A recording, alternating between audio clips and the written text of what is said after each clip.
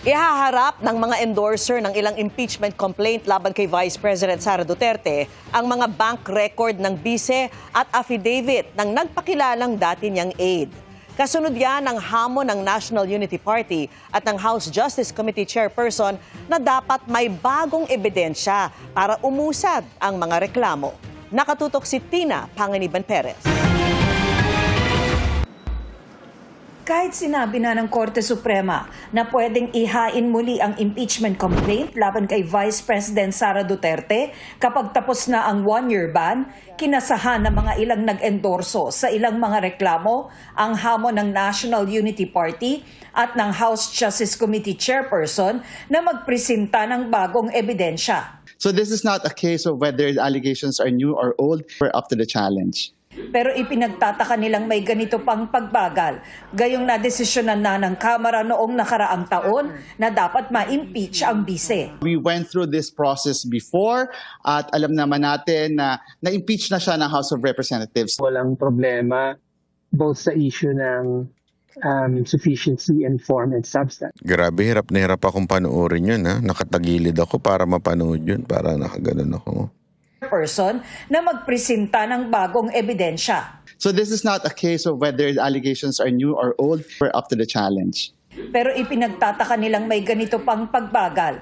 Gayong nadesisyonan na ng Kamara noong nakaraang taon na dapat ma-impeach ang bise. We went through this process before at alam naman natin na na-impeach na siya ng House of Representatives. Walang problema both sa issue ng sufficiency in form and substance. Kasama sa mga bagong ipipresenta ng mga nag-endorso ng impeachment complaints laban kay Vice President ay ang bank records ng bise at ang affidavit ng nagpakilalang dati niyang aide na si Ramil Madriaga. In particular, may mga bahagi doon na nakaugnay sa paggamit ng 125 million in 11 days noong December 2022. So yes, may bago dyan na lalabas. Yung unexplained wealth, no, na makikita natin yan pag napanahon na tayo ng presentation ng evidence. Pinoprotektahan ng bank secrecy law ang confidentiality o pagiging pribado ng mga bank deposit. Pero sabi ng isang vice chair ng House Committee on Justice, exempted dito ang impeachment. I know that that's one of the I think exceptions, no, on the bank secrecy law, on yung AMLAC din na pwedeng ma-explore yung kung may impeachment cases. Inabisuhan na ng Justice Committee ang mga miyembro nito sa pulong nila sa susunod na linggo. Para sa GMA Integrated News, Tina Panganiban Perez, nakatutok. Nahirapan ako dun sa balita na yun, ha? Talagang kailangan kong gumilid para mas maunawaan pa talaga yung sinasabi nung ano bang tawag mo doon? Bayot ba tawag mo doon? Hindi ko alam kung anong tawag doon eh. Ewan ko kung anong tawag mo doon. Basta, anyway, ayun na nga. So, ayan na yung bago nilang hakbang. Yung pabuksan ang bank account ni VP Sara Duterte, which is lumang style na yan. Ginawa na yan kay Pangulong Duterte. Wala naman na discovery. At saka, kung sakaling may pera, halimbawa lang hindi ba pwede magkaroon sila ng negosyo dun sa Davao? Ang unladun lunsod nila, kailangan ninyong i-connect kaagad-agad ang lahat ng bagay.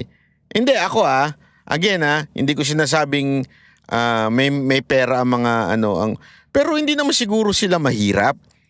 Ang mga Duterte, ang tagal nila nagsilbi sa gobyerno. May sahod naman sila. May mga negosyo naman yan sa Davao, sigurado ako. Diba? Hindi yan ang issue. Alam mo, kasi ganyan yung pinipinta nila eh. Porket sa kanila, yung kinikita nila napupunta sa, ewan ko kung saan ba, ha? Baka sa bundok at wala silang bangko. Pero ito kasi, hindi naman ibig sabihin necessary halimbawa na may pera ka, kurap ka na eh. Diba? Hindi naman yun ang usapan dito eh. Kukulayan lang nila yan na porket may pera. At saka, ang dali-dali. Hindi, katarantaduhan ho kasi. Sa totoo lang hindi ko sinasabi to dahil sa meron akong alam na pera sila. Hindi.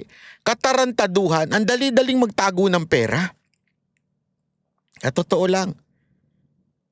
Kaya nga tingnan ninyo, walang humihingi doon sa bank account nitong mga congressman na di umano at mga senador na nakatanggap. Kasi ang dali namang itago ng pera. Ang daling i-deposit yan sa ibang bansa. Di ba? Ay, sa tingin ninyo, halimbawa lang. Naging presidente si Pangulong Duterte. May pera yan, si VP Sara Duterte. Halimbawa lang, nagnakaw siya ng milyon-milyon, ginto-ginto. Dadaan siya sa airport. Sa tingin niyo pipigilan ng airport yan, ma'am? Tingnan po muna namin yung bag mo. Hindi na yan. Baka nga hindi dumaan yan dun sa VIP. Hindi ko sinasabing ganun, ha? But again, ang daling ilabas ang pera. So why am I saying this? Kasi ganun din naman eh. Halimbawa, si Romualdez. Sa tingin ninyo, si Romualdez dumadaan sa proper protocol ng airport? So kung may pera yan, sigurado ko nailabas niya na. Si Zaldico, sa tingin niyo dumaan sa proper way sa airport? Nailabas niya na yung pera niya. So hindi yan na magiging basihan ng korupsyon. Di ba? Magbigay kayo ng mga ebidensya, witnesses. Eto isipin nyo. Kaya nga, alam mo, ganito sila katarantado eh. Magkano lang yan? Wala pang 1 bilyon yan. Ilan ng witness kuno? Wala nga. Kung meron man, 1.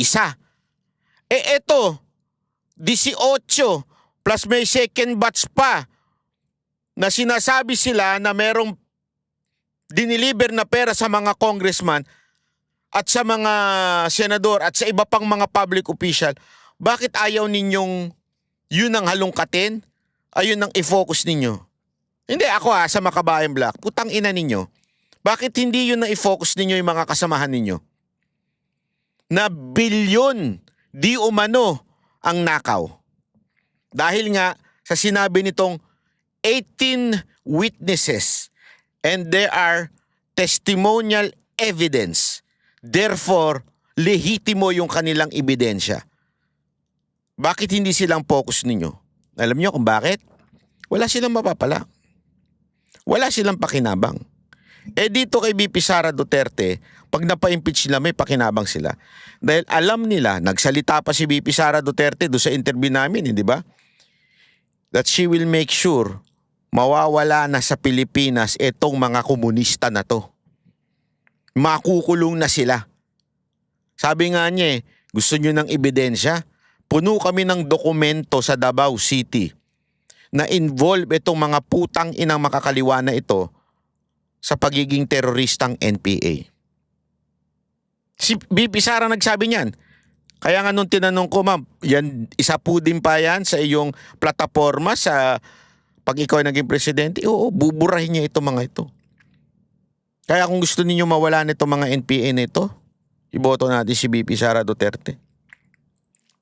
Panahon na talaga mabura ito. Salot itong mga ito, walang kwenta itong mga ito, mga mamamatay tao itong mga teroristang NPA na ito eh. Sa totoo lang, hindi naman po sila talaga makabayan eh. Salot po sila sa lipunan. Dapat na silang makulong.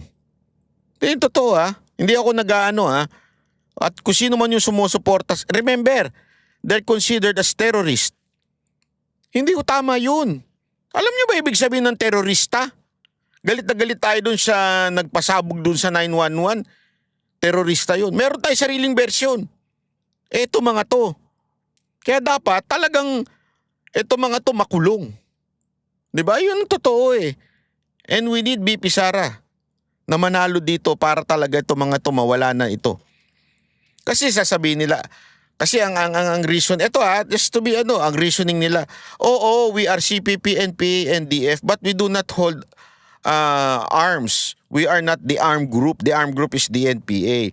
Still, you are together with them. Hindi naman po kami nagsabi niyan. Ang nagsabi niyan, yung mismong pinuno ninyo. Magkakasama kayo, kaya nga CPP, NPA, NDF. Magkakasama kayo. So sana, ako magpakatotoo tayo. Etong Makabayan Black, kaya ito galit na galit kay VP Sara Duterte dahil alam nila na sila ay mawawala na pag naging presidente si VP Sara Duterte. Yan ang katotohanan.